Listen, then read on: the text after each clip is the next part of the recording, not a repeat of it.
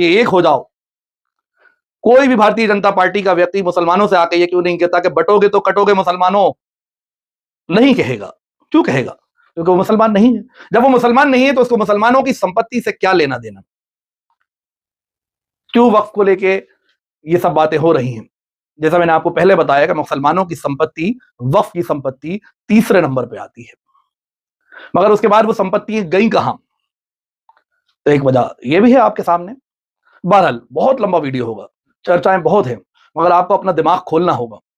वक्फ तो आपका था ही नहीं। गरीब मुसलमानों, आपका वक्फ नहीं था। अगर आपका होता तो आप गरीब नहीं होते, क्योंकि वक्फ के पास 9 लाख एकड़ जमीन थी। ये रेशो आप जो नीचे देख रहे हैं, इतनी जमीन वक्फ के पास है। और जो संपत्ति का अगर सही किराया ले लिया जाता और मुसलमानों में तकसीम कर दिया जाता तो हिंदुस्तान का कोई भी मुसलमान आज गरीब नहीं होता। किसी मदरसे का कोई व्यक्ति खड़े होकर मस्जिद में नहीं कह रहा होता, कोई इमाम अपने बच्चों को पढ़ाने के लिए दर दर की ठोकरें नहीं खा रहा होता, कोई अगर अच्छे पकवान खा रहा होता तो हुजूर ने फरमाया, प्रॉफिट मोहम्मद कहते थे कि अगर आपके घर में अच्छा पकवान बन रहा है तो कोशिश करें, अगर पड़ोसी गरीब है तो उस तक पहुंचा दें, और अगर उस तक नहीं पहुंचा सकते तो ऐसा पकवान ही ना बनाए। तो ये पकवान कौन खा रहा था? किसने खा लिया आपका पकवान? ये भी समझने वाली बात है, इसको भी समझना चाहिए। रही बात भारतीय जनता पार्टी की, भारतीय जनता पार्टी कितना मुसलमानों से मोहब्बत करती है, उसके कई नेताओं के वीडियो सोशल मीडिया पे कई बार वायरल होते हैं, और वो मुसलमानों को लेकर क्या सोच रखते हैं, किस तरह की उनकी सोच है, वो सब आपने देखी। तो कहीं आपको लगता है कि भारतीय जनता पार्टी आपका भला करेगी या नहीं करेगी? ये देखने वाली बात है कि वो वक्फ के बारे में क्या सोचती है और किस तरह से ये बिल पास होता है और किस तरह से वक्फ को अब लेके चला जाता है। वही अमित शाह जी ने कहा कि इसमें किसी हिंदू का इन्वॉल्वमेंट नहीं होगा। तो क्या अब मुसलमानों के साथ जो नाइंसाफी की गई, जो मुसलमानों के साथ लगातार नाइंसाफी हुई वक्फ के नाम पर, जो संपत्तियां लोगों ने दान करी गरीब मुसलमानों के लिए, जो उन तक उनका अधिकार नहीं पहुंचा, क्या भारतीय जनता पार्टी या मौजूदा सरकार, प्रधानमंत्री नरेंद्र मोदी मुसलमानों के साथ इंसाफ करेंगे और उन तक उनकी सही संपत्ति और उनका सही अधिकार पहुंचाएंगे? ये देखना होगा।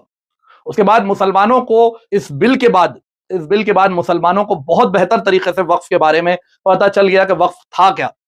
हमने भी वक्फ के बारे में जानकारी अभी उठाई, और हम भी जब जानकारी उठा रहे थे तो हर दिन, हर मिनट, हर घंटे हम हैरान हो जाते थे, क्यों इमाम और मुअज्जिन परेशान घूम रहे हैं, क्यों मुसलमानों के बच्चे बेहतर तालीम याफ्ता नहीं होते, क्यों मुसलमानों की इतनी बड़ी बड़ी संपत्तियों के किराए क्या है, आप सुनेंगे तो हैरत में पड़ जाएंगे।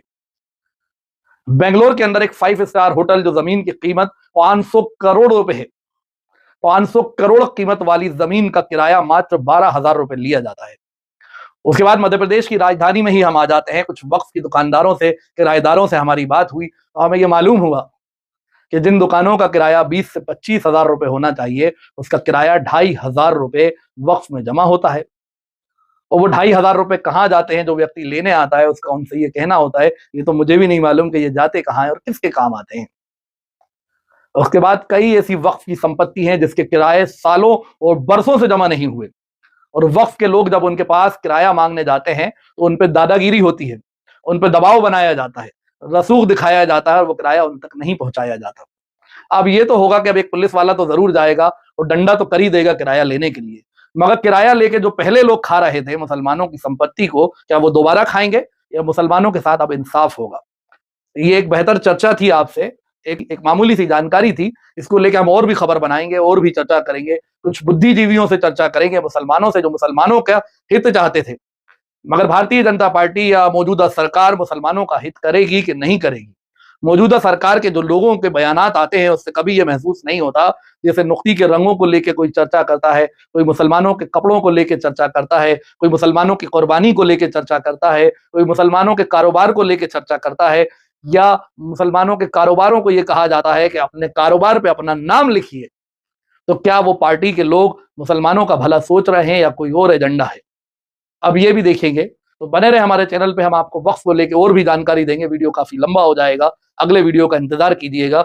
वक्फ की और जानकारी उठा के कुछ चुनिंदा लोगों से बात करके, जो मुसलमानों के हित में सोचते हैं, जो आपको बताएंगे कि आपके साथ कितनी नाइंसाफी हुई है और मौजूदा सरकार जो आपके साथ कर रही है, जो मुसलमानों को लेकर जिस तरीके के मौजूदा सरकार के लोगों के बयानात आते हैं, वो अब आपके साथ क्या करेंगे वो लोग वो भी बताएंगे। ये बुद्धिजीवी लोग होंगे, हम कोशिश करेंगे ऐसे लोगों से हम मिलें और ऐसे लोगों से हम चर्चा करें और मुसलमानों को ये बताएं कि उनका शोषण हो रहा है या अब उनका दिन बदलने वाले हैं, या मुसलमानों के अब अच्छे दिन आने वाले हैं, क्योंकि मोदी जी का एक स्लोगन है, अब की बार मोदी सरकार, मोदी है तो मुमकिन है, अच्छे दिन आने वाले हैं, मोदी जी को लाने वाले हैं।